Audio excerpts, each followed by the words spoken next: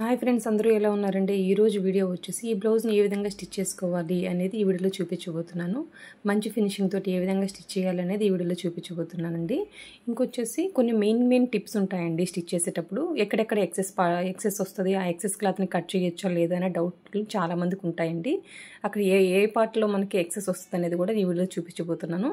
ఇంకేంటంటే షేప్ పట్టి ఫోల్డ్ అవ్వకుండా ఏ విధమైన టిప్స్ ఉంటాయి, అంటే షేప్ పట్టి ఫోల్డ్ అయితే ఏమైనా ప్రాబ్లం ఉంటుందా, ఇవన్నీ కూడాను ఈ వీడియోలో డిస్కస్ చేస్తానండి. ఇంకా చంక దగ్గర ప్లస్ గుర్తు రావాలంటే ఏ విధమైన టిప్స్ ఉంటాయనేది కూడాను చాలా వివరంగా చూపిస్తానండి. వీడియోని ఎక్కడ స్కిప్ చేయకుండా చివరి వరకు చూస్తూ ఉండండి. ఖచ్చితంగా కూడాను మీకు చాలా అంటే చాలా యూజ్ఫుల్ అవుతుందండి. ఓకేనా? చూసారు కదండి బ్లౌజ్ ఎంత మంచి ఫినిషింగ్తో వచ్చిందనేది. ఇంకా హ్యాండ్కి వచ్చేసి నార్మల్ పాదంతో ఏ విధంగా పైపింగ్ వేసుకోవాలనేది కూడా ఈ వీడియోలో చూపించబోతున్నానండి. ఇంకా హ్యాండ్కి అతుకులు ఏ విధంగా వేసుకోవాలి, అంటే బయటకు కనిపించకుండా ఏ విధంగా వేసుకోవాలి, ఇంకొచ్చేసి సైడ్ హెచ్చుతగ్గులు లేకుండా ఏ విధంగా సైడ్ జాయిన్ చేయాలి, ఇట్లాంటివి చాలా మెయిన్ చాలా టిప్స్ ఉంటాయండి. స్కిప్ చేయకుండా చివరి వరకు చూస్తూ ఉండండి. మీకైతే చాలా యూజ్ఫుల్ అవుతుందండి ఈ వీడియో అయితేను. చూసారు కదా బ్లౌజ్ అయితే ఎంత పర్ఫెక్ట్గా వచ్చిందో. చూస్తూ ఉండండి ఏ విధంగా స్టిచ్ చేయాలనేది. ఇంక ఇప్పుడు చూసేద్దామండి. ఫస్ట్ వచ్చేసి లైనింగ్కిను ఈ విధంగా ఒరిజినల్ క్లాత్కి ఈ విధంగా గమ్ పెట్టేస్తానండి. ఈ విధంగా గమ్ పెట్టేయడం వల్ల మనకి ఒక సాదా బ్లౌజ్ని కుట్టిన టైమే తీసుకుంటుంది అనమాట. చాలా ఫాస్ట్గా అయిపోద్ది అనమాట. ఓకేనండి. ఇప్పుడు వచ్చేసి బ్లౌజ్ బ్యాక్ పార్ట్కి వచ్చేసి ఈ విధంగా నడుం పట్టిని స్టిచ్ చేస్తున్నానండి. నడుం పట్టిని స్టిచ్ చేయడం కోసం ఒక 1 ఇంచ్ వెడల్పుతోటి ఒక స్ట్రైట్ పీస్ తీసేసుకున్నాను అనమాట. స్ట్రైట్ పీస్ తీసేసుకొని ఈ విధంగా ఒరిజినల్ వైపున ప్లేస్ చేసేసి ఇంకా ఒక పాదం గ్యాప్ తోటి స్టిచ్ చేసుకుంటూ వస్తున్నానండి. చూడండి, మీకు అర్థం అవడం కోసమే చాలా అంటే చాలా నిదానంగా చూపిస్తున్నానండి. చూడండి, ఇక్కడ వచ్చేసి ఒక పాదం గ్యాప్ తోటి స్టిచ్ చేసుకుంటూ వస్తున్నాను అనమాట. మీరు గమనిస్తున్నారా? నేను తీసుకున్న పట్టీ వచ్చేసి కూర పాటు ఉండే పట్టీ అండి. ఒక్కొక్కసారి మనకి కూర పాటు ఉండే పట్టీ ఒక్కొక్కసారి ఉండకపోవచ్చు. అప్పుడు వచ్చేసి ఈ పై వైపున కూర పాటు ఉంది కదా, ఆ ప్లేస్లో వచ్చేసి ఫోల్డ్ చేసేసుకోవాలన్నమాట. కానీ ఇప్పుడు వచ్చేసి నేను ఫోల్డ్ చేయాల్సిన అవసరం లేదు, ఎందుకంటే లోపలికి ఫోల్డ్ చేసి హెమ్మింగ్ చేయడానికి అదంతా కూడా కూర పాటు కాబట్టి. ఓకేనండి. ఇప్పుడు వచ్చేసి ఈ పట్టీని ఈ విధంగా కిందకి మడిచేసి పైనుంచి ఒక అనకుట్టు వేసేస్తున్నానండి. ఓకేనా? కింద వైపుకి మళ్ళీ ఇచ్చేసి పైనుంచి ఒక అనకుట్టు వేసుకుంటూ వస్తున్నాను. అంటే మంచి ఫినిషింగ్ తోటి ఏ విధంగా స్టిచ్ చేసుకోవాలనేది కూడా నా వీడియోలో చాలా మంచి టిప్స్ ఉంటాయండి. చూస్తూ ఉండండి. ఇక్కడ చూడండి, ఇక్కడ వచ్చేసి రన్నర్తో ఆల్రెడీ మార్క్ చేసుకున్నానండి నేను కట్ చేసుకునేటప్పుడే. ఆ భాగంలో వచ్చేసి నేను ఈ విధంగా మళ్ళీ మార్కర్తో మార్క్ చేసేసుకుంటున్నాను, ఎందుకంటే బ్యాక్ వైపున డాట్ కోసమనండి. ఓకేనా? కట్ చేసేటప్పుడైనా బ్యాక్ వైపున డాట్కి నేను ఈ విధంగా రన్నర్తో మార్క్ చేసేసుకుంటాను అనమాట. మనం వచ్చేసి 1 ఇంచ్ విడిచిపెట్టాం కదా డాట్కి, బ్యాక్ వైపున డాట్కి ఫోల్డింగ్ మీద వచ్చేసి 1/2 ఇంచ్ అనమాట. ఈ విధంగా ఫోల్డ్ చేసేసుకొని ఈ విధంగా ఎక్కడ వరకు అయితే రన్నర్తో మార్క్ చేసేసుకున్నామో అక్కడ వరకు ఒక స్టిచ్ వేసేసి మళ్ళీ రివర్స్ చేసేసి చివరి వరకు వచ్చేసరికి రబ్బిస్తాను. అంటే పై వైపున వచ్చేసి నేను రబ్ ఇవ్వలేదండి, అంటే అక్కడ వచ్చేసి రివర్స్ చేస్తే సరిపోద్ది, అక్కడ కుట్టు లాక్ అయిపోద్ది అనమాట. అట్లాగని అక్కడ ఉన్న దారాన్ని మాత్రం కట్ చేయకండి. ఓకేనా? ఒక వైపునైతే ఏ విధంగా డాట్ అండ్ స్టిచ్ చేసామో సేమ్ అదే విధంగా ఇంకో వైపున కూడా ఈ విధంగా ఫోల్డ్ చేసేసుకొని చూడండి. ఇంకా టేప్ని తీసుకొచ్చేసి ఈ విధంగా ఒక 1/2 ఇంచ్ మార్క్ చేసేసుకొని కింద వైపున స్టార్టింగ్ రబ్ ఇవ్వకండి. రబ్ ఇవ్వడం వల్ల కొంచెం క్లాత్కి ఒకటి హెచ్చుతగులు వచ్చే ఛాన్స్ ఉంటుంది. నార్మల్గా స్టిచ్ చేసుకుంటూ రండి. రెండోసారి కుట్టుబడుతుంది కదా, అప్పుడు రివర్స్ చేసేటప్పుడు రబ్ ఇవ్వచ్చు. చూడండి, ఇప్పుడు వచ్చేసి నార్మల్గా స్టిచ్ చేస్తున్నాను నేను. ఇక్కడ పై వైపుకి వచ్చేసి రివర్స్ చేసేసాను. రివర్స్ చేసేసుకుని కుట్టుకుంటూ వస్తున్నానండి. ఇంక ఇప్పుడు చివరిలో ఈ విధంగా రబ్ ఇచ్చేస్తే మనకు సరిపోద్ది అనమాట. ఓకేనా? ఒక్కోసారి స్టార్టింగ్లో ఏంటంటే ఓకే ఈ క్లాత్ అంటే జారిపోదు, కానీ కొన్ని జారిపోయే క్లాత్లు వచ్చేసి కింద వైపున స్టార్టింగే రబ్ వేయడం వల్ల హెచ్చుతగ్గులు వస్తాయి, అందుకోసమనండి. ఇంక ఇక్కడ చూడండి, హ్యాండ్కి వచ్చేసి అతుకులు వేస్తున్నాను. హ్యాండ్కి కూడా ఒరిజినల్కి లైనింగ్కి ఈ విధంగా గమ్ పెట్టేస్తానండి. ఓకేనా? మనము ఈ చివర్లో వచ్చేసి అతుకు వేయాలి కాబట్టి అక్కడ వరకు ఓపెన్ చేసేసి ఇక్కడ చూడండి ఒక 2 ఇంచెస్ వెడల్తోటి ఒక స్ట్రైట్ పీస్ తీసేసుకొని ఈ విధంగా పై వైపున ప్లేస్ చేసేసుకొని కింద వైపున ఒరిజినల్ క్లాత్ని పక్కా జరిపేయాలండి. పక్కా జరిపేసి మనము ఈ లైనింగ్ వరకు ఈ విధంగా ప్లేస్ చేసేసి ఒక పాదం గ్యాప్తో స్టిచ్ వేసేసి మళ్ళీ పైనుంచి ఒక అనకుట్టు వేసేస్తున్నానండి. చూడండి, మనకు వచ్చేసి బయటకు వచ్చేసి ఖర్చు కనపడుతుంది అనమాట. ఓకేనండి.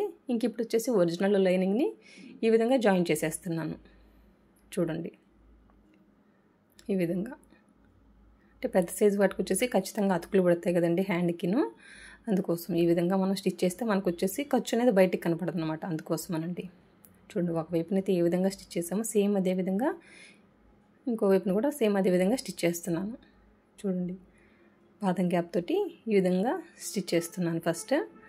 ఆ తర్వాత ఈ పట్టీని ఇటువైపుకి మళ్ళించి పైనుంచి ఒక అనకుట్టు వేస్తున్నాను. అంటే ఈ పద్ధతిలో స్టిచ్ చేయడం వల్ల ఇప్పుడు చూడండి మనకి హ్యాండ్ క్లాత్ని అంతా లోపల వైపుని చూస్తే మనకి ఖర్చు వచ్చేసి బయటికి కనపడదు అనమాట, అందుకోసమనండి. ఇంక ఇక్కడ చూడండి ఈ లైనింగ్కి ఈ ఒరిజినల్కి కూడాను ఈ విధంగా ఒక కుట్టు కుట్టేస్తున్నాను. కుట్టేసిన తర్వాత ఈ సైడ్ ఉన్న ఎక్సెస్ క్లాత్ అంతటిని కట్ చేసేస్తానండి.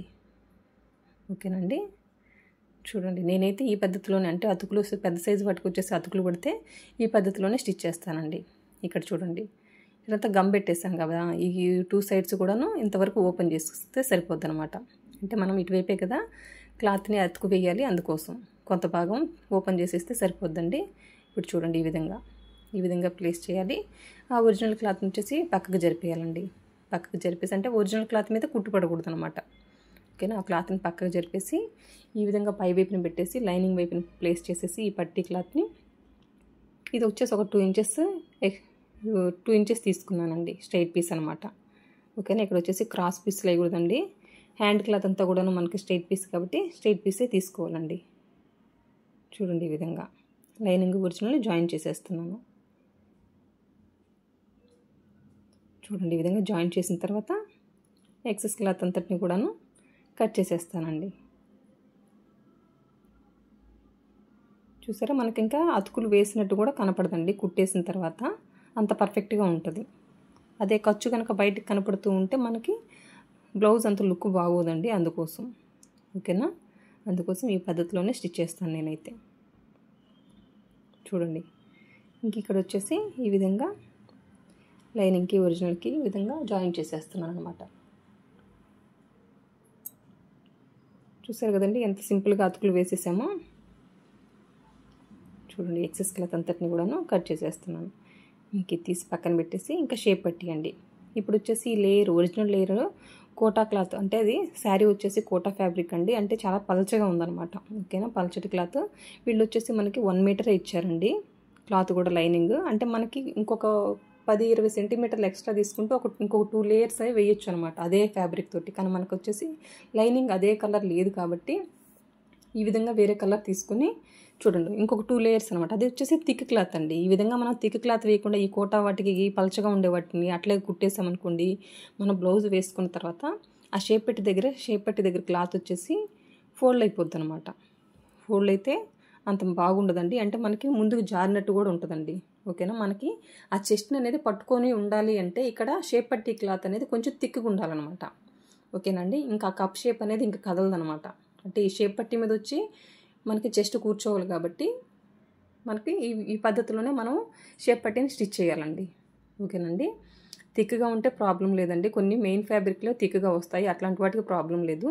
లైనింగ్ ఒరిజినల్తో సరిపెట్టేయచ్చు. కాకపోతే వీటికి వచ్చేసి పలుచగా ఉన్నాయి కాబట్టి ఖచ్చితంగా మనం వచ్చేసి ఈ విధంగా ఒక 2-3 లేయర్లైనా వేయాల్సి వస్తుంది. ఓకేనా. నేను తీసుకున్నది కొంచెం థిక్ క్లాత్ కాబట్టి ఒక 2 లేయర్స్ వేస్తున్నానండి. ఓకేనా. మనము కింద వైపున థిక్గా ఎందుకు వేయాలి అంటే షేప్ పట్టి క్లాత్ ఎందుకు థిక్గా ఉండాలి అనేది మాత్రం మీకు అర్థమైందని అనుకుంటున్నాను. మనకు షేప్ పట్టి మీద వచ్చేసి చెస్ట్ కూర్చున్నప్పుడు ఇంకా అది ఫోల్డ్ అవ్వకూడదు. ఓకేనండి. మీరు చూస్తున్నారు కదా, ఇది వచ్చేసి చాలా డెలికేట్ ఉంది. లైనింగ్ అట్లే ఉంది.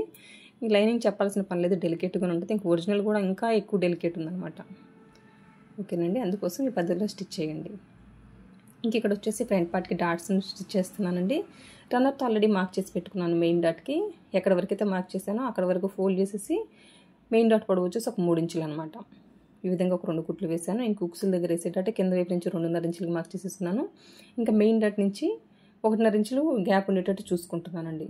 అంటే ఇంకా స్టార్టింగ్ నుంచి ఎంత పొడవు అనేది ఈ డాటు మనకు అనవసరం అనమాట. మెయిన్ డాట్ నుంచి బేస్ చేసుకుని ఉక్సుల దగ్గర డాటును ఇంకా చంక దగ్గర వేసే డాటు మెయిన్ డాట్ని బేస్ చేసుకుని వేస్తామండి. ఇంక ఇక్కడ చూడండి ఇంకా మెయిన్ డాట్ నుంచి ఒక 2 ఇంచెస్ గ్యాప్ ఉంచేసుకొని ఇంకా చంక వైపు నుంచి ఒక డాట్ని స్టిచ్ చేస్తున్నాను. పాదం గ్యాప్ తోటి స్టిచ్ చేస్తున్నానండి. ఇంకా చంక వైపు నుంచి ఎంత పొడవు అనేది మనకు అనవసరం అనమాట. నేను ఫస్ట్ వచ్చేసి రన్నర్తో మార్క్ చేసుకున్నాను కదా చంక వైపున, అక్కడి నుంచి ఒక 3 ఇంచెస్ అప్రాక్సిమేట్గా ఉంటుందండి. ప్రతి బ్లౌజ్కి అట్లా ఉండదు అనమాట. కొన్నిటికి వచ్చేసి 2.5-3 ఇంచులు అట్లా గ్యాప్ ఉంటుంది. అంటే మనం ఫోల్డ్ చేసినప్పుడు చంక వైపున వేసే డాట్ హెచ్చు తగ్గులు ఉండకూడదు. అట్లా కానీ మెయిన్ డాట్ని చూస్తూ ఉండాలి. ఈ 2 పాయింట్లే అక్కడ మెయిన్ అనమాట. ఓకేనా. ఒక పార్ట్ అయితే ఈ విధంగా స్టిచ్ చేసాము మెయిన్ ఫ్రంట్ పార్ట్ని. సేమ్ అదే విధంగా ఇంకొకటి కూడానండి. ఇక్కడ వచ్చేసి డాట్ కలర్డ్ రన్నర్తో మార్క్ చేసుకున్నాను మెయిన్ డాట్ని. ఈ విధంగా ఫోల్డ్ చేసేసుకొని 3 ఇంచెస్ పొడవుతోటి 2 కుట్లు కుట్టేసానండి. ఓకేనా. డాట్స్ ఖచ్చితంగా 2 కుట్లు కుట్టేయాలన్నమాట. ఇంకా ఉక్సులు వేపేసి డాట్ కింద వైపు నుంచి ఒక 2.5 ఇంచులకు మార్క్ చేసేసుకున్నాను. ఇంకా మెయిన్ డాట్ నుంచి 1.5 ఇంచు గ్యాప్ పెట్టేసుకొని ఈ విధంగా ఒక 2 కుట్లు వేస్తున్నాను. ఇక్కడ చూసారంటే ప్రతి డాట్కి కూడా చివరికి వచ్చేసరికి నేను రబ్బి బట్ల. ఓకేనా. ఇంక ఇక్కడ మాత్రమే రబ్బిస్తున్నానండి. ఓకేనా. ఆ విధంగా రివర్స్ చేసేస్తే అక్కడ కుట్టు లాక్ అయిపోద్దండి.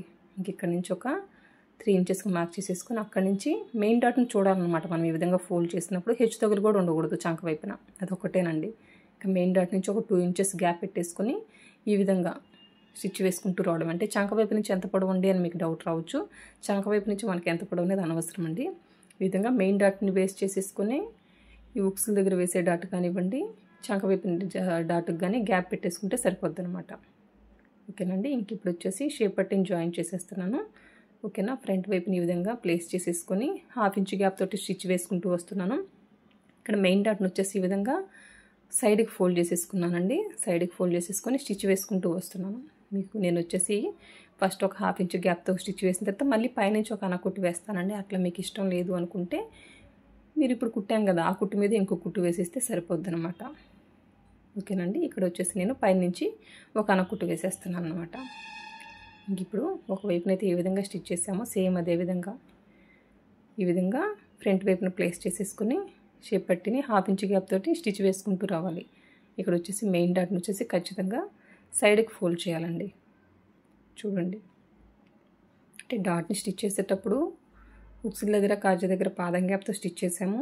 ఇంకా మెయిన్ డాట్కి ఎంత విడిచిపెట్టుకున్నామో గ్యాప్ అంత స్టిచ్ చేసేసాము. ఇంకా ఈ షేప్ పట్టిని జాయిన్ చేసేటప్పుడు 1/2 ఇంచ్ గ్యాప్ పెట్టుకోవాలండి. ఓకేనా. వేటికి ఎంత గ్యాప్ పెట్టి స్టిచ్ వేయాలన్నది కూడాను మెయిన్ ఇంపార్టెంట్ అనమాట. ఓకేనండి. చూసారు కదా పర్ఫెక్ట్ షేప్ వచ్చిందా లేదా చూడండి. ఇప్పుడు వచ్చేసి బ్యాక్ పార్ట్ మీద 2 ఫ్రంట్ పార్ట్ని ఈ విధంగా ప్లేస్ చేసేసి షోల్డర్స్ జాయిన్ చేస్తున్నామండి. షోల్డర్స్ జాయిన్ చేయడానికి మనం వచ్చేసి 1/2 ఇంచ్ ఖర్చు విడిచిపెట్టుకున్నాం కాబట్టి ఆ 1/2 ఇంచ్ ఇప్పుడు పట్టేయాలన్నమాట. ఓకేనా. ఫస్ట్ ఒక కుట్టు కుట్టేసామా, మళ్ళీ ఆ కుట్టు మీదే 2 వైపులా రబ్బిచ్చేసి ఇంకో కుట్టు కుట్టేసానండి. అంటే షోల్డర్స్ జాయిన్ చేయడానికి కూడాను ఖచ్చితంగా 2 కుట్లు వేయాలన్నమాట. ఓకేనండి. ఇవన్నీ బ్లౌజ్ స్టిచ్ చేసేటప్పుడు మెయిన్ పాయింట్స్ అనమాట అండి, అందుకోసం చెప్తున్నాను. చూడండి, ఒకవైపునైతే ఏ విధంగా షోల్డర్స్ జాయిన్ చేసామో సేమ్ అదే విధంగా ఇంకో వైపున కూడా ఈ విధంగా షోల్డర్స్ జాయిన్ చేసేసాను అనమాట. ఇంక ఇప్పుడు వచ్చేసి హ్యాండ్స్కి వచ్చేసి పైపింగ్ వేస్తున్నానండి. ఇక్కడ చూడండి, ఫస్ట్ వచ్చేసి ఒక హ్యాండ్కి వచ్చేసి నేను పైపింగ్ స్టిచ్ చేస్తాను. తర్వాత ఇంకో దానికి కూడా ఏ విధంగా స్టిచ్ చేస్తాననేది చూపిస్తానండి. ఇంక ఇక్కడ వచ్చేసి ఒక స్ట్రైట్ పీస్ తీసుకున్నానండి. 1.5 ఇంచ్ వెడల్పుతోటి పైపింగ్ యూస్ చేసే క్లాత్ వచ్చేసి స్ట్రైట్ పీస్ అనమాట. హ్యాండ్కి వచ్చేసి స్ట్రైట్ పీస్ వేస్తే సరిపోద్ది అనమాట. ఓకేనా. ఇది ఎంత వెడల్పు అంటే 1.5 ఇంచ్ అనమాట. ఇక్కడ చూడండి, ఈ విధంగా ఒరిజినల్ వైపున ప్లేస్ చేసేసుకొని పాదం గ్యాప్ తోటి ఒక స్టిచ్ వేసుకుంటూ వస్తున్నాను అనమాట. ఓకేనా. పైపింగ్ వేయడంలో ఏదైనా ఈజీ పద్ధతి ఉందంటే అది ఇదేనండి. చాలా సింపుల్గా చాలా ఈజీగా అయిపోద్ది. ఒక నార్మల్ పట్టీని మనం ఏ విధంగా స్టిచ్ చేస్తామో అంత టైమే తీసుకుంటుంది అనమాట. మంచి ఫినిషింగ్తో వస్తుంది అనమాట. ఓకేనండి. ఇంక ఇక్కడ మీరు గమనిస్తున్నట్లయితే నేను వచ్చేసి మిషన్లో ఏ విధమైన సెట్టింగ్ చేయలేదు, అట్లాగని పాదం కూడా మార్చలేదు. ఓకేనా. నార్మల్ పాదంతో నేను పైపింగ్ని స్టిచ్ చేస్తున్నానండి. ఇంక ఇక్కడ వచ్చేసి 12 నెంబర్ థ్రెడ్ అండి ఇది. ఈ 12 నెంబర్ థ్రెడ్ని వచ్చేసి ఈ విధంగా ప్లేస్ చేసేసుకొని ఇంకా ఈ క్లాత్ ఉంది కదా, ఈ పట్టీ క్లాత్ని ఈ విధంగా ఫోల్డ్ చేసేసి ఇంకా పైనుంచి ఒక కుట్టు కుట్టుకుంటూ వస్తున్నానండి. ఇక్కడ చూడండి, నేను హ్యాండ్కి వచ్చేసి కొంచెం ఎక్కువ అతికే పెట్టుకున్నాను అనమాట. మనకు అంత అవసరం లేదు, కాకపోతే కింద వైపున కావాలనే నేను కొంచెం ఎక్కువ క్లాతే పెట్టేశానండి. అంటే కుట్టేసిన తర్వాత సైడ్ జాయిన్ చేసిన తర్వాత మనం ఎక్సెస్ క్లాత్ అంతా కూడాను కట్ చేస్తే సరిపోద్ది కదా అనేసి. ఓకేనా. సరిపోకుండా చిన్న అతుకు వేయడం కంటే కొంచెం ఎక్సెస్ వేసేస్తే మొత్తం కుట్టేసిన తర్వాత చివరిన ఎక్సెస్ వస్తే అది కట్ చేస్తే సరిపోద్ది కదా అనేసి నేను కొంచెం ఎక్సెస్ పెట్టాను అనమాట హ్యాండ్స్కి 2 వైపులా కూడాను. ఓకేనండి. అందుకే నేను చివరి నుంచి స్టార్ట్ చేయలేదనమాట. చూసారా, ఇక్కడ పైపింగ్ వేయడం కూడాను చివరి నుంచి స్టార్ట్ చేయలేదండి. చూడండి, ఈ విధంగా నిదానంగా సర్దుకుంటూ అక్కడక్కడ కూడాను పాదం సూది దింపి పాదం ఎత్తి కుట్టుకుంటూ రావాలండి. చూడండి, ఈ విధంగా ఒక కుట్టు కుట్టేసాం కదా. ఇంక ఇక్కడ లోపల వైపు నుంచి వచ్చేసి ఈ క్లాత్ ఎక్కడి వరకు అయితే ఫోల్డ్ అయిందో అక్కడ ఇంకో కుట్టు వేసేస్తే సరిపోద్ది. మనం ఇక్కడ ఏ విధమైన హెమ్మింగ్ చేయాల్సిన అవసరం లేదండి. ఓకేనా. హ్యాండ్కి అయితే హెమ్మింగ్ చేయను, నెక్కి అయితే హెమ్మింగ్ చేస్తానండి. ఓకేనండి. ఒక హ్యాండ్కి అయితే ఏ విధంగా స్టిచ్ చేసామో సేమ్ అదే విధంగా ఇంకొక హ్యాండ్కి కూడా ఈ విధంగా ఫోల్డ్ చేయాలి. ఓకేనా. ఇక్కడ 1.5 ఇంచ్ వెడల్పు క్లాత్ తీసుకున్నాం కదా స్ట్రైట్ పీస్, ఆ పీస్ని వచ్చేసి ఈ విధంగా ఫోల్డ్ చేసి హ్యాండ్కి ఒరిజినల్ వైపున ప్లేస్ చేసి పాదం గ్యాప్ తోటి ఫస్ట్ స్టిచ్ చేసుకుంటూ రావాలండి. ఓకేనా. పాదం గ్యాప్ అంటే పాదం గ్యాప్తోనే స్టిచ్ వేసుకుంటూ రావాలండి. ఇంకా అంతకంటే అవసరం లేదు. మనం కట్ చేసేటప్పుడు కూడాను కింద వైపున పాదం గ్యాప్ ఖర్చు, ఇంకా హ్యాండ్ జాయింట్ చేయడానికి 1/2 ఇంచ్ విడిచిపెట్టాం కాబట్టి అంతే పట్టాలండి. ఓకేనా. ఇంకా బ్యాక్ పార్ట్కి కానివ్వండి, నడుము దగ్గర పట్టి వేయడానికి పాదం గ్యాప్ తోటి 1/2 ఇంచ్ విడిచిపెట్టాం కాబట్టి 1/2 ఇంచ్ పాదం గ్యాప్తో స్టిచ్ వేసాను నడుము పట్టి. ఇంకా షోల్డర్స్కి వచ్చేసి 1/2 ఇంచ్ విడిచిపెట్టాను కాబట్టి 1/2 ఇంచ్తో కుట్టేస్తాను అనమాట. ఇక్కడ చూసారు కదండి. పాదం గ్యాప్తో స్టిచ్ వేసిన తర్వాత ఈ పైపింగ్కి 12 నెంబర్ థ్రెడ్ అండి. ఇది ఒక నార్మల్ పాదంతో ఒక 12 నెంబర్ థ్రెడ్తో మాత్రమే పైపింగ్ వేయగలం. ఓకేనా. ఇంక వేరే నెంబర్ థ్రెడ్ తోటి నార్మల్ పాదం మీద అయితే పర్ఫెక్ట్ ఫినిషింగ్ రాదండి. అందుకోసం చూడండి, ఈ విధంగా థ్రెడ్ని ప్లేస్ చేసి ఆ పట్టీ క్లాత్ని లోపల వైపు ఫోల్డ్ చేసుకొని నిదానంగా కుట్టుకుంటూ రావడమేనండి. ఇక్కడ పైపింగ్ యూజ్ చేసే క్లాత్ కానివ్వండి, థ్రెడ్ కానివ్వండి, ఇవన్నీ కూడాను లూజ్ ఉండకూడదు. అక్కడక్కడ కూడాను సూది దింపి పాదం ఎత్తి సర్దుకుంటూ కుట్టుకుంటూ రావాలండి. ఓకేనండి. చూడండి, ఈ విధంగా నిదానంగా సర్దుకుంటూ కుట్టుకుంటూ రావాలి. ఏదైనా కూడాను నేను చెప్పడంతో పాటును మీరు కూడా ఒక శాంపిల్ మీద ఏదైనా ట్రై చేస్తే మీకే అర్థమైపోద్ది అనమాట ఎంత సింపుల్ అనేది. ఓకేనా. కొత్త వాళ్ళు అయితే ఒకసారిగా అయితే వచ్చేదండి. 1కి 2-3 సార్లు ప్రాక్టీస్ చేసే కొద్దీ వచ్చేస్తుంది అనమాట. ఓకేనా. ఇక్కడ చూడండి, చివరికి వచ్చేసరికి ఈ థ్రెడ్ని వచ్చేసి కట్ చేసేసి ఇంక ఇక్కడ లోపల వైపు ఈ పట్టీ క్లాత్ ఉంది కదా, ఇది ఎక్కడి వరకైతే ఫోల్డ్ అయిందో అక్కడ ఇంకొక కుట్టు వేసేస్తున్నామండి. ఇంక ఇక్కడ మనము హెమ్మింగ్ చేయాల్సిన పనే ఉండదనమాట. ఓకేనా. హ్యాండ్స్కి వచ్చేసి పైపింగ్ వచ్చేసి నార్మల్ పాదంతో ఏ విధంగా స్టిచ్ చేస్తాను అనేది అయితే మీరు చూసేస్తారు కదా. ఇదే మాదిరిగా సేమ్ ఇంతేనండి. నెక్ కూడా ఇంతే, కాకపోతే మనం అక్కడ ఇక్కడ వచ్చేసి స్ట్రైట్ పీస్ తీసుకున్నాం కదా, నెక్కి వచ్చేసి రౌండ్ నెక్ కాబట్టి క్రాస్ పీస్ తీసుకుంటాము, అంతేనండి. ఓకేనా. ఇప్పుడు హ్యాండ్ని జాయిన్ చేసేస్తున్నానండి. ఇక్కడ చూడండి, కొంచెం ఎక్సెస్ వచ్చిందనమాట. మీకు చూస్తుంటేనే స్ట్రైట్గా లేదనమాట షోల్డర్ దగ్గర. ఓకేనా. ఎంతవరకు అయితే ఎక్సెస్ వచ్చిందో ఆ కొంత పాటు నేను కట్ చేసేసి ఇంకా హ్యాండ్కి ఘాటు పెట్టాం కదా, ఆ ఘాటును షోల్డర్ కుట్టు మీదకి ప్లేస్ చేసేసుకొని ఇంకా హ్యాండ్ని జాయిన్ చేయడమేనండి. ఓకేనా. హ్యాండ్ని జాయిన్ చేసేటప్పుడు 1/2 ఇంచ్ ఖర్చు విడిచిపెట్టుకొని కుట్టుకుంటూ రావాలండి. ఇక్కడ మీరు గమనించినట్లయితే ఇక్కడ వచ్చేసి నెక్ కూడాను అంటే చంక వైపున వచ్చేసి క్రాస్ పార్ట్ ఉంటుంది కాబట్టి మనము కింద బ్లౌజ్ క్లాత్ని సాగదీసి పట్టుకోకూడదు. అట్లాగని హ్యాండ్కి కూడాను మనం కట్ చేసిన పార్ట్ అంతా కూడాను క్రాస్ పార్ట్ కాబట్టి సాగదీసి పట్టుకోకూడదండి. ఇవి రెండు ఒకదాని మీద ఒకటి ప్లేస్ చేసుకొని సర్దుకుంటూ నిదానంగా కుట్టుకుంటూ రావడమే అనమాట. ఓకేనా. కుట్టుకునేటప్పుడు కూడాను 1/2 ఇంచ్ గ్యాప్ తోటి కుట్టుకుంటూ రావాలి. ఇంకా ఖచ్చితంగా 2 కుట్లు వేయాలండి హ్యాండ్ జాయింట్ చేయాలంటే. ఓకేనా. మొదటిసారి వేసే కుట్టు మీరు పాదం గ్యాప్తో వేసినా, రెండోసారి వేసే కుట్టు వచ్చేసి 1/2 ఇంచ్ గ్యాప్ తోటి కుట్టుకుంటూ వస్తే సరిపోద్ది అనమాట. ఓకేనా. ఇక్కడ గమనిస్తున్నారు కదా, నేను వచ్చేసి ఆ బ్లౌజ్ పార్ట్ మీద హ్యాండ్ని ప్లేస్ చేస్తున్నాను. ఓకేనా. ఆ విధంగా ఒకదాని మీద ఒకటి ఈక్వల్గా ప్లేస్ చేసుకుని 1/2 ఇంచ్ గ్యాప్ తోటి కుట్టుకుంటూ రావాలండి. అట్లాగనే సాగదీసి పట్టుకోకూడదు. సాగదీస్తే మనకి కింద పార్ట్ బ్లౌజ్ పార్ట్ సాగిపోతుంది చంక వైపున, హ్యాండ్ని సాగదీసినా సాగిపోద్దండి, ఎందుకంటే అది క్రాస్ పార్ట్ కాబట్టి. ఓకేనా అండి. ఇప్పుడు వచ్చేసి ఈ విధంగా రివర్స్ చేసేసుకుని మళ్ళీ ఇంకో కుట్టు కుట్టేసి షోల్డర్ దగ్గరికి వచ్చేసరికి ఎండ్ చేసేస్తున్నాను. అంటే హ్యాండ్ జాయిన్ చేయడానికి నేను వచ్చేసి 2 కుట్లు వేసేసాను అనమాట. ఓకేనండి. నేను ఏ విధంగా అయితే స్టిచ్ చేస్తున్నానో మీకు అదే మాదిరిగా చూపిస్తున్నానండి. మీకు వచ్చేసి ఈ వీడియో చూస్తుంటేనే అర్థమైపోతుంది అనమాట. ఓకేనా. అర్థమైపోద్దండి. అంటే ఏ విధంగా ఎక్కడెక్కడ ఎక్సెస్ వస్తుంది ఇదంతా కూడాను నేను పర్ఫెక్ట్గా చూపిస్తున్నానండి. ఓకేనండి. కొన్ని బ్లౌజులకు వచ్చేసి ఎక్కువ వస్తుందండి, కొన్నిటికి వచ్చేసి తక్కువ వస్తుంది అనమాట. అదొకటే అనమాట. ఓకేనా. ఇక్కడ హ్యాండ్ జాయిన్ చేసేటప్పుడు షోల్డర్ వైపున వచ్చేసి హెచ్చు తగ్గులు ఉన్నాయా అనేది ఒకసారి చెక్ చేసుకుని మనం హ్యాండ్ జాయిన్ చేయాలండి. ఓకేనా. అట్లాగే అక్కడ ఉన్న ఎక్సెస్ పార్ట్ని అట్లాగే వదిలేసి మనం హ్యాండ్ జాయిన్ చేసేస్తే మనకు వచ్చేసి పర్ఫెక్ట్ ఫిట్టింగ్ రాదనమాట. ఓకేనా. ఇవన్నీ జాయిన్ చేసేటప్పుడు చెక్ చేసుకోవాల్సిన పాయింట్స్ అండి. ఇంకా ఉక్సులు పట్టి కాజా పట్టి స్టిచ్ చేసేటప్పుడు ఏ విధంగా ఉంటుంది, షేప్ పట్టిని కింద ఫోల్డింగ్ చేసిన తర్వాత ఎక్కడ ఎక్సెస్ వస్తుంది ఇవన్నీ కూడాను చూపిస్తానండి. ఇంకా చాలా ఉన్నాయన్నమాట ఎక్కడెక్కడ ఎక్సెస్ వస్తుంది అనేది కూడాను. ఒకసారి మీరు ట్రై చేయండి. నేను చెప్పాను కదా, ఒకసారి శాంపిల్ మీరు ఒకసారి బ్లౌజ్ కట్ చేసుకుని నా మెథడ్లో ఈ మాదిరిగానే ఒకసారి స్టిచ్ చేసి చూడండి, మీకే అర్థమైపోద్ది అవునా కాదా అనేది. ఓకేనండి. ఒకవైపునైతే ఏ విధంగా హ్యాండ్ జాయిన్ చేసామో సేమ్ అదే విధంగా ఇంకో వైపున కూడాను ఈ విధంగా 1/2 ఇంచ్ గ్యాప్ తోటి స్టిచ్ వేసుకుంటూ వస్తున్నానండి. చూడండి. మళ్ళీ ఇక్కడ వచ్చేసి రివర్స్ చేసేసి షోల్డర్ దగ్గరికి వచ్చేసరికి ఎండ్ చేసేస్తాను అనమాట. హ్యాండ్ జాయిన్ చేయడానికి వచ్చేసి నేను 2 కుట్లు వేసేసానండి. చూడండి, చెప్పాను కదా హ్యాండ్ జాయిన్ చేసేటప్పుడు మనం సాగదీసి పట్టుకోకూడదు, ఇది మెయిన్ ఇంపార్టెంట్ అండి. ఓకేనండి. ఇంతవరకు అయితే క్లియర్ కదా. ఇంక ఇక్కడి నుంచి గమనించండి, మనకు వచ్చేసి ఒకే మెథడ్లో ఒకే ఫార్ములా తోటి ఎవరికైనా షేప్ పట్టిని కట్ చేసుకుంటే ఎవరికైనా సెట్ అవుద్ది అని చెప్పాను కదా, అది ఏంటి అనేది తెలియాలంటే ఇప్పుడు చూస్తూ ఉండండి, మీకే అర్థమవుతుంది.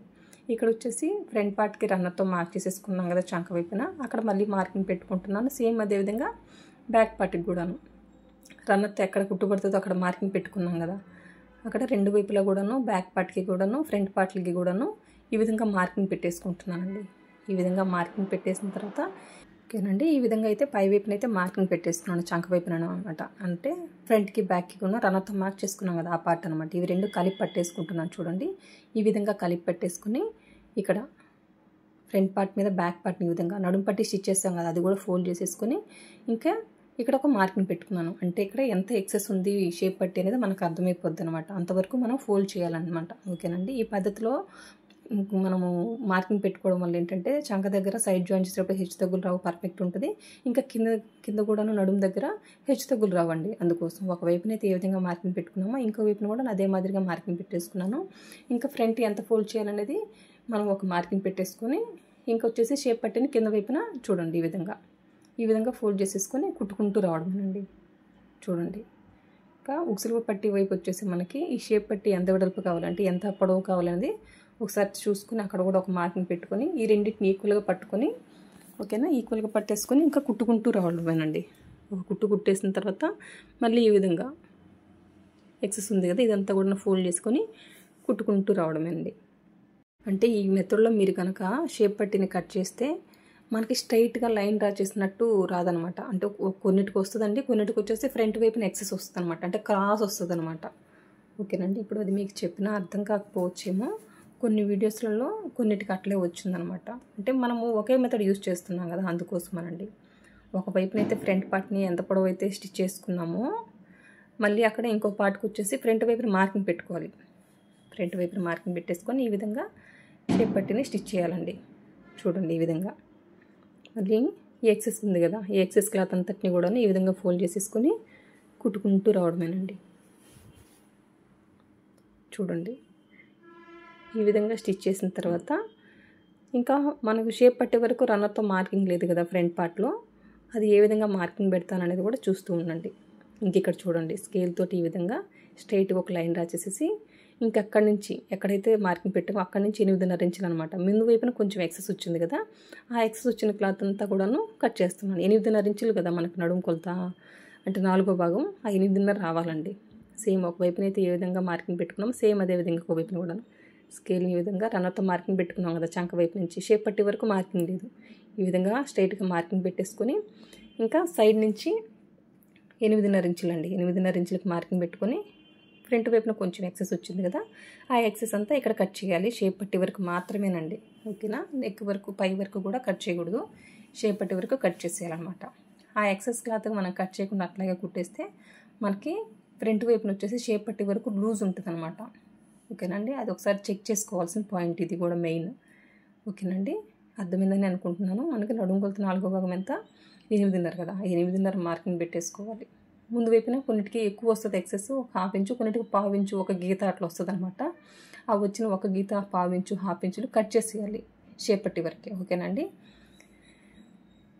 ఇప్పుడు వచ్చేసి మనం కాజా పట్టిని స్టిచ్ చేస్తున్నాం. ఫస్ట్ వచ్చేసి రాంగ్ సైడ్ వైపున ప్లేస్ చేసేసుకొని, అంటే 3 ఇంచెస్ వెడల్పుతోటి స్ట్రైట్ పీస్ తీసేసుకున్నానండి.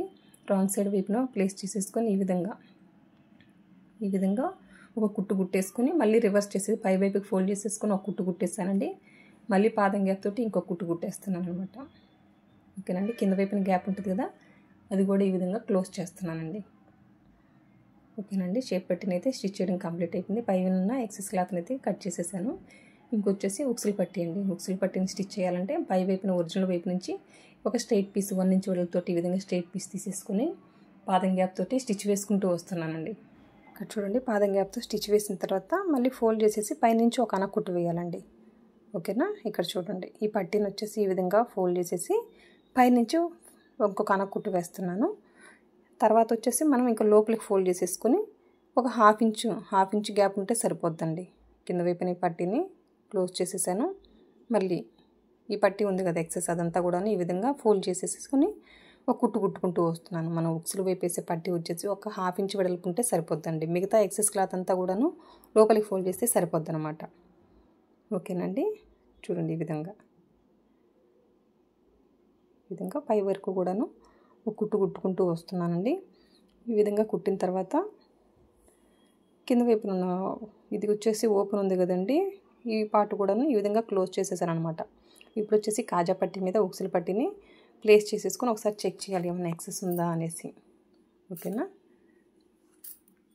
ఇక్కడ చూడండి కాజా పట్టీ మీద నేను ఉక్సుల పట్టీని ప్లేస్ చేసేసుకొని ఒకసారి ఏమైనా ఎక్సెస్ ఉందా అని చెక్ చేసుకున్నానండి. కొంచెం వచ్చేసి నాకు ఉక్సుల పట్టీ ఎక్సెస్ పార్ట్ వచ్చింది, అంతవరకు నేను కట్ చేశానండి. ఓకేనా. ఇవన్నీ చెక్ చేసుకోకుండా మనం అట్లాగే కుట్టేసామనుకోండి మనకు వచ్చేసి ఎక్సెస్ వచ్చేస్తుంది అనమాట ఉక్సుల పట్టీ. ఓకేనా. అదొకటే చెక్ చేసుకోండి.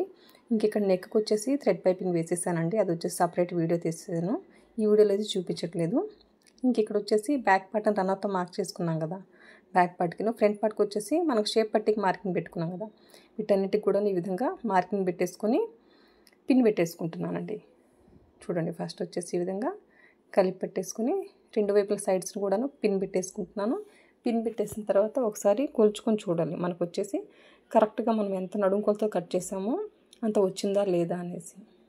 ఓకేనండి. ఒకసారి కొలుచుకొని చూసుకుంటే మనకు సైడ్ జాయిన్ చేయకముందే మనకు అర్థమైపోద్ది అనమాట. ఏమన్నా ఒక పాయింట్ ఎక్కువ తక్కువ వస్తే కుట్టేటప్పుడే మనం సరి చేసుకోవచ్చు కదంటే, కుట్టిన తర్వాత మళ్ళీ కుట్లిపోవడం కంటే ఇది బెటర్ కదండి. అందుకోసం నాకు వచ్చేసి కరెక్ట్గా ఉందన్నమాట. ఎంత నడుము కొలత తీసుకున్నామో అంతే వచ్చిందండి. ఓకేనా. ఈ విధంగా ప్లేస్ చేసేసుకొని కింద వైపున వచ్చేసి స్టార్టింగ్ ఒక రబ్ ఇచ్చానండి. స్టార్టింగ్ ఒక రబ్ ఇచ్చేసి మనం ఎక్కడైతే రన్నర్తో మార్క్ చేసేసుకున్నామో అక్కడే కుట్టుబడుతుంది అనమాట. చూస్తున్నారు కదా, ఈ విధంగా నిదానంగా కుట్టుకుంటూ వస్తున్నాను. చంక వైపుని కూడాను ఒకదాని మీద ఒకటి ప్లేస్ చేసుకొని బ్యాక్ పార్ట్ని ఫ్రంట్ పార్ట్ని ఈక్వల్గా ప్లేస్ చేసుకొని ఒక పిన్ పెట్టేస్తానండి. ఇంకా చంక వరకు వచ్చేసరికి ఆ పిన్ తీసేసి చంక దగ్గరికి వచ్చేసరికి సూది దింపి పెట్టాను. ఇంకా హ్యాండ్ లూజ్ మార్క్ చేసేసుకుంటున్నాను. ఓకేనా. హ్యాండ్ని ఆ విధంగా సర్దుకొని హ్యాండ్ లూజ్ మార్క్ చేసేసుకోవాలి. ఇంకా చంక వైపు నుంచి హ్యాండ్ లూజ్ వరకు కూడా ఈ విధంగా స్ట్రైట్గా ఒక లైన్ డ్రా చేసేసుకొని ఇంకా కుట్టుకుంటూ రావడమేనండి. ఇంకా చివరికి వచ్చేసరికి ఇక్కడ ఒక రబ్ ఇచ్చేయడం అనమాట. ఓకేనండి. ఇవన్నీ కుట్టిన తర్వాత అర్థమవుతుంది. చంక దగ్గర వచ్చేసి నాకు కొంచెం క్రాస్ వచ్చిందండి, అది ఏ విధంగా సెర్చ్ చేయాలనేది కూడాను ఒక 4 కుట్లు వేసిన తర్వాత చెప్తానమాట. తర్వాత వేసే కుట్టు వచ్చేసి పాదం గ్యాప్ తోటి వేయాలన్నమాట. ఓకేనా. పాదం గ్యాప్తో వేసినప్పుడే మనకి ఫినిషింగ్ బాగుంటుందండి బ్లౌజ్ చూడడానికి, అందుకోసమనండి. ఓకేనా. ఒక 2 కుట్లు వేసేసాను కదా, ఇప్పుడు వచ్చేసి 3వ కుట్టు వేస్తున్నాను. చెప్పాను కదా, కుట్టుకి గ్యాప్ వచ్చేసి సైడ్ జాయిన్ చేసేటప్పుడు పాదం గ్యాప్తో పెట్టామనుకోండి మనకి చూడడానికి లుక్ బాగుంటుందండి బ్లౌజు, అందుకోసం అనమాట. ఓకేనండి. మనం మంచి ఫినిషింగ్ తోటి బ్లౌజ్ని స్టిచ్ చేసి ఇచ్చామనుకోండి మళ్ళీ మన దగ్గరికి కస్టమర్ వస్తారండి. ఓకేనా. మన దగ్గరికి వెతుక్కుంటూ వస్తారు, మనల్ని అయితే వదిలిపెట్టిపోరు అనమాట. అందుకోసం మంచి ఫినిషింగ్ తోటి అనేది పర్టికులర్గా చెప్తున్నాను. ఇంక ఈ సైడ్ ఉన్న ఎక్సెస్ క్లాత్ అంతటిని కూడా కట్ చేసేస్తున్నానండి. చూడండి ఈ విధంగా హ్యాండ్కి ఆల్రెడీ కొంచెం ఎక్సెస్ పెట్టానని చెప్పాను కదా, ఆ ఎక్సెస్ పార్ట్ అంతా కూడా ఇప్పుడు కట్ చేసేసుకుంటే సరిపోద్దండి. ఓకేనా. ఒకవైపునైతే ఈ విధంగా సైడ్ జాయిన్ చేసాము, సేమ్ అదే విధంగా ఇంకో వైపున కూడాను ఈ విధంగా చంక వైపునండి 2 మార్కింగ్లు ఉన్నాయి కదా, ఫ్రంట్కి బ్యాక్కి రన్నర్తో మార్క్ చేసాం కదా, అవి 2 ఈక్వల్గా పెట్టేసుకొని ఒక పిన్ పెట్టేసుకోవాలి. ఆ విధంగా మనము ముందే పిన్ పెట్టేయడం వల్ల మనకి హెచ్చు తగ్గులు రావండి, చంక దగ్గర ప్లస్ గుర్తు పర్ఫెక్ట్ వస్తుంది. ఓకేనండి. స్టార్టింగ్ ఒక రబ్ ఇచ్చేసి ఈ విధంగా ఎక్కడైతే రన్నర్తో మార్క్ చేసేసుకున్నామో అక్కడే ఒక కుట్టు కుట్టుకుంటూ రావాలండి. ఇంకా అక్కడికి వచ్చేసరికి సూది దింపేసి ఇంకా హ్యాండ్ సర్దేసుకొని హ్యాండ్ లూజ్ని మార్క్ చేసేసుకోవాలి. ఇంకా చంక దగ్గర నుంచి హ్యాండ్ లూజ్ని మార్క్ చేసుకున్నాం కదా, అక్కడ వరకు కూడాను స్కేల్తో స్ట్రైట్గా ఒక లైన్ డ్రా చేసేసుకుంటే ఆ లైన్ మీద మనం కుట్టుకుంటూ వస్తే సరిపోద్దండి. చూడండి ఈ విధంగా మార్కింగ్ పెట్టేసుకోవాలి చంక నుంచి హ్యాండ్ వరకు కూడాను. ఎక్కడైతే మార్కింగ్ పెట్టామో అక్కడ వరకు ఈ విధంగా ఒక కుట్టు కుట్టేసామన్నమాట. చివరికి వచ్చేసరికి ఒక రబ్ ఇచ్చేసామండి. మళ్ళీ తర్వాత కుట్టే కుట్లు వచ్చేసి చెప్పాను కదా, పాదం గ్యాప్తో స్టిచ్ చేయడం వల్ల మనకి ఫినిషింగ్ బాగుంటుందండి. అందుకోసం ప్రతి కుట్టు వచ్చేసి సైడ్ జాయిన్ చేసేటప్పుడు పాదం గ్యాప్ తోటి కుట్టుకుంటూ రావాలన్నమాట. ఓకేనా. చివరికి వచ్చేసరికి ఎక్కువ రబ్ ఇవ్వాలండి. ఓకేనా. కుట్లు ఊడిపోకూడదు కదా, అందుకోసం నడుము దగ్గర అయితేనేమి హ్యాండ్ దగ్గర అయితేనేమి కొంచెం ఎక్కువసేపు రబ్ చేసేస్తే మనకు అక్కడ గట్టిగా కుట్టు లాక్ అయిపోద్ది అనమాట. ఓకేనండి. చెప్పాను కదా, 2 వైపులా కూడా చంక దగ్గర నాకు కొంచెం క్రాస్ వచ్చిందనమాట. ఆ విధంగా క్రాస్ వచ్చిందని ఏ విధంగా సరి చేస్తాననేది కూడా చూడండి. ఏదో కుట్టేసాం కదా స్టార్టింగ్ అట్లాగే ఇంకా ఇచ్చేయడమే అనుకోకూడదండి, మళ్ళీ ఒకసారి చెక్ చేయాలన్నమాట మనకి పర్ఫెక్ట్గా కుట్టు మంచిగా వచ్చిందా లేదా అనేసి. అందుకోసమనండి. ఇక్కడ వచ్చేసి సైడ్ జాయిన్ చేయడం కంప్లీట్ అయిపోయింది కదా, ఈ సైడ్ ఉన్న ఎక్సెస్ క్లాత్ అంతటిని కూడా కట్ చేసేస్తున్నాను అనమాట. చూడండి ఇంకా చెప్పాను కదండి, చంక దగ్గరని ఈ విధంగా స్కేల్తో ఒకసారి మార్కింగ్ పెట్టేసుకుంటున్నాను. మార్కింగ్ పెట్టేసుకొని ఎక్కడ వరకైతే స్ట్రైట్గా వచ్చిందో అక్కడ ఒక కుట్టు కుట్టుకుంటూ వస్తున్నానండి. ఓకేనా, క్రాస్గా వచ్చింది కదా స్టార్టింగ్ ఒక కుట్టు, అంతవరకు ఆ కుట్టు వరకు ఇప్పేస్తానమాట.